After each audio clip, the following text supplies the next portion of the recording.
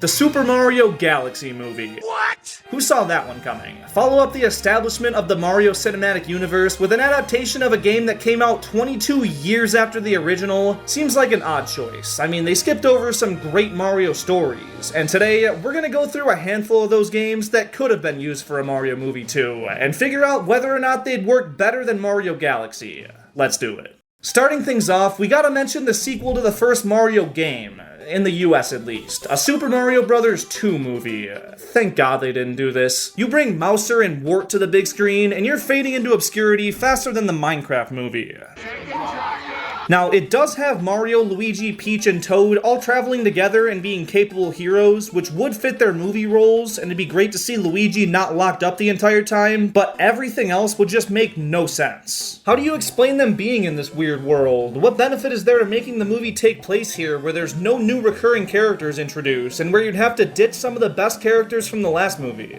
Oh, and if they ended it with Mario waking up from a dream, I'm pretty sure theater reactions would be worse than Chicken Jockey. It's a very bad fit. And its successor, Super Mario Bros. 3, would similarly not be the best choice either. I feel like this classic trilogy was represented quite well in that first movie, so doing an adaptation of this game would be both repetitive and just kinda lame. The story is run-of-the-mill, there's no additional characters or flair to it, and it's got the same problem as Mario 2 where it doesn't actually happen, this time because it's a stage play. Don't pull any of that shit. It's a bad fit. Now, Super Mario World, the game they teased in the post-credits scene, has a lot of potential as a follow-up. The game starts with the Mario crew vacationing on Dinosaur Land, when suddenly Princess Peach gets kidnapped by Bowser, so the bros team up with the native Yoshi to stop the Koopa's reign of terror. I think Nintendo's a little scared to make Princess Peach a damsel in distress again, but if you're gonna be faithful to the games, she does play that role in a majority of them, so it more than makes sense here. Remember, Bowser was locked up at the end of the first movie, but with the main heroes out of town, there's a big window to rescue him, and I think that's exactly what either the Koopalings or Bowser Jr. could have done. In Mario World, the Koopalings are wreaking havoc in Dinosaur Land. That's why Yoshi wants to help in the first place. So maybe they were there during the events of the first movie, heard about this Bowser guy, and wanted to add him as an asset to their team, prompting the rescue.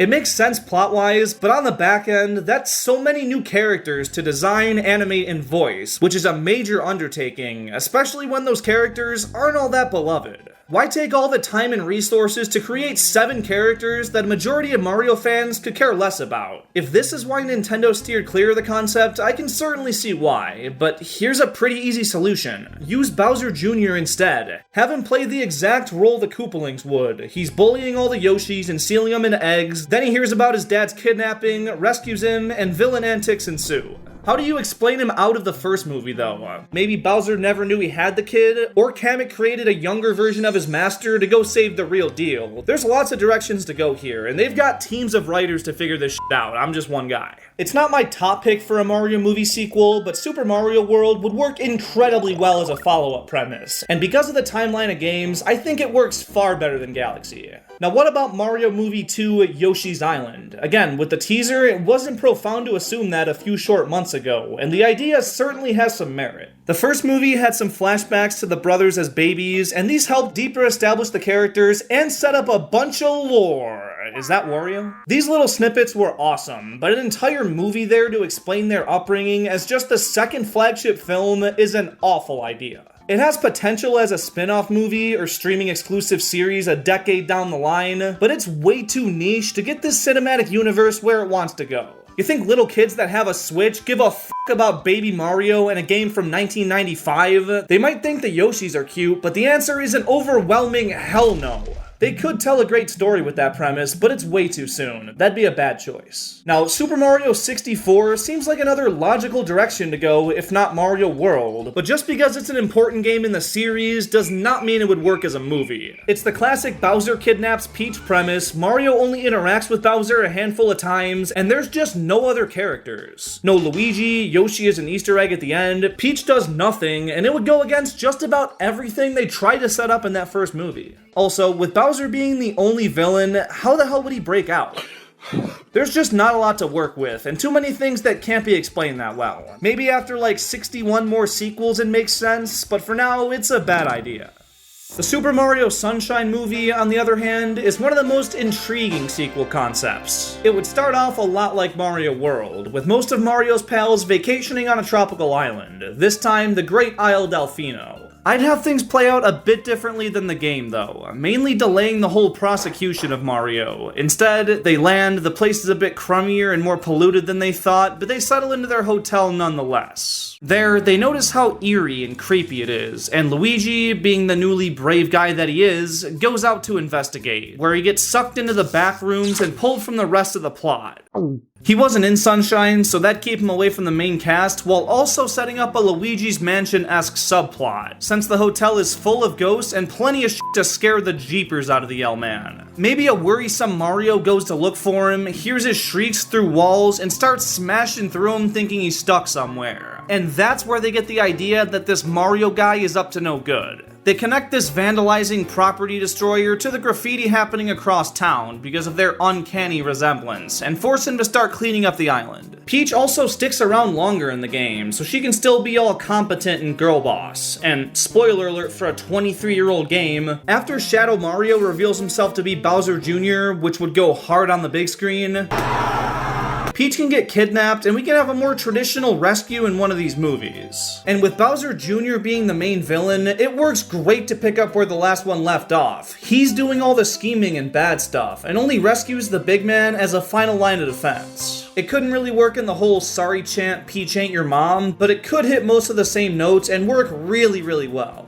I honestly like the concept more than Galaxy. Sure, Junior is in both games, so he'll probably be in this sequel, but Sunshine's way of introducing him is peak, and you can't really go backwards. Doing Galaxy in 2026 and following it up with Sunshine in 2030 just doesn't work. This would have been the movie of the summer, but it is what it is. All the games after this point are basically just as recent as Galaxy, so they make even less sense to do this early on, but a lot of their core story concepts are still worth discussing. They just wouldn't be naming them after the game for these. What do you mean there's not gonna be the Super Mario 3D Land movie?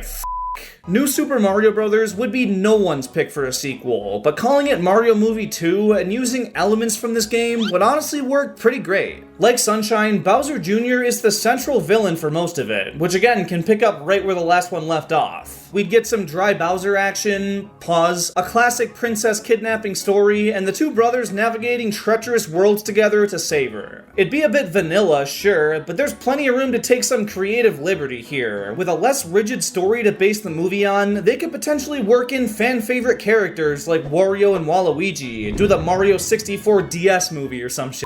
I don't know. Call me crazy, but New Super could have been a nice framework for the sequel film. And this might be a crazier pull, but let's move on to New Super Luigi U, which doesn't have too much of a story either, but the premise of Luigi doing the heroing himself, I freaking love it. The movie rendition of him was so dependent on his brother the first time around, so it'd be great to see the tables turn and have the little bro do some heavy lifting. Beyond that, there's not much to pull from this game, and maybe the shorter, more challenging levels get incorporated into the world design somehow, but it would again leave lots of room to tell an original story and bring in any characters they want. Please bring in Wario. I'll say the premise is better fit for a sequel than Galaxy. Not that Galaxy's story isn't better, but it feels like it'd be better told further down the line. You're pulling the universe encapsulating premise in this early. What, are you gonna scale it down to a puny Mushroom Kingdom adventure next time?